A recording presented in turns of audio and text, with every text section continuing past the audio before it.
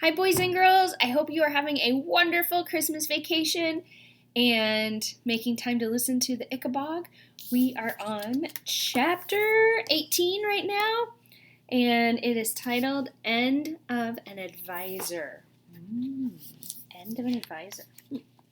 No sooner had the guardsmen got to their feet to return home than Lord Flapoon came bursting into the room, looking worried. "What now?" groaned Spittleworth, who very much wanted his bath and bed. "The chief advisor!" panted Flapoon.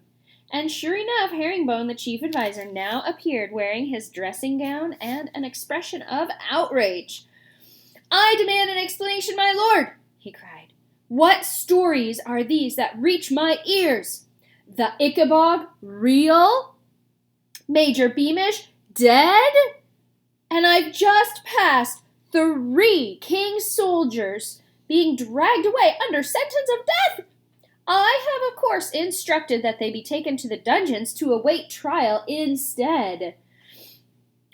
I can explain everything, Chief Advisor," said Spittleworth with a bow, and for the 3rd time that evening he related the tale of the Ickabog attacking the king and killing Beamish, then the mysterious disappearance of Nobby Buttons, who, Spittleworth feared, had also fallen prey to the monster. Herringbone, who'd always deplored the influence of Spittleworth and Flapoon on the king, waited for Spittleworth to finish his farrago of lies with the air of a wily old fox who waits at a rabbit hole for his dinner. "A fascinating tale," he said when Spittleworth had finished, "but I hereby relieve you of any further responsibility in that matter. Lord Spittleworth, the advisors will take charge now. There are laws and protocols in Cornucopia to deal with emergencies such as these. Firstly, the men in the dungeons will be given a proper trial so that we can hear their versions of events. Secondly, the lists of the king's soldiers must be searched to find the family of this Nobby Buttons and inform them of his death. Thirdly, Major Beamish's body must be closely examined by the king's physicians so that we may learn more about the monster that killed him." Spittleworth opened his mouth very wide, but nothing came out. He saw his whole glorious scheme collapsing on top of him, and himself trapped beneath it, imprisoned by his own cleverness. Then Major Roach, who was standing behind the chief advisor, slowly put down his rifle and took a sword from the wall. A look like a flash of light on dark water passed between Roach and Spittleworth, who said, "I think, Herringbone, that you are ripe for retirement." Steel flashed, and the tip of Roach's sword appeared out of the chief advisor's belly. The soldiers gasped, but the chief advisor didn't utter a word. He simply knelt, then toppled over dead. I don't know about you guys, but this book, there's a lot of people dying in it. I get a little worried we're going to start losing characters. Important characters. Well, they're all important, but we just met this guy.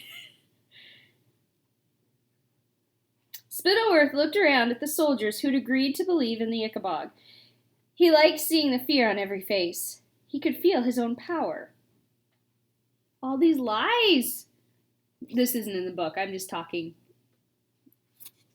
about my reactions to the book. All the lies in this book are creating this gigantic mess where they're having to kill people. How horrible! Do you guys see Sparrow?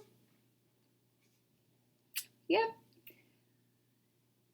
She is on the counter where she's not supposed to be. Sparrow! Sparrow! Sparrow, get down.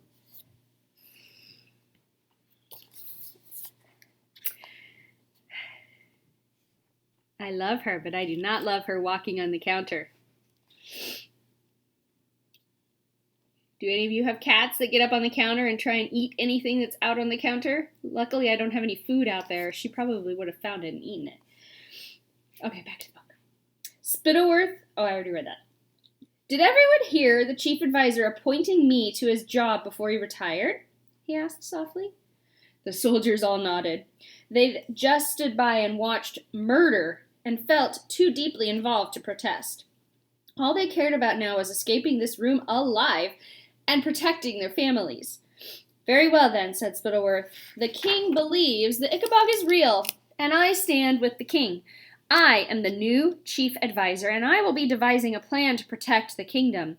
All who are loyal to the king will find their lives run very much as before. Any who stand against the king will suffer the penalty of cowards and traitors, imprisonment or death.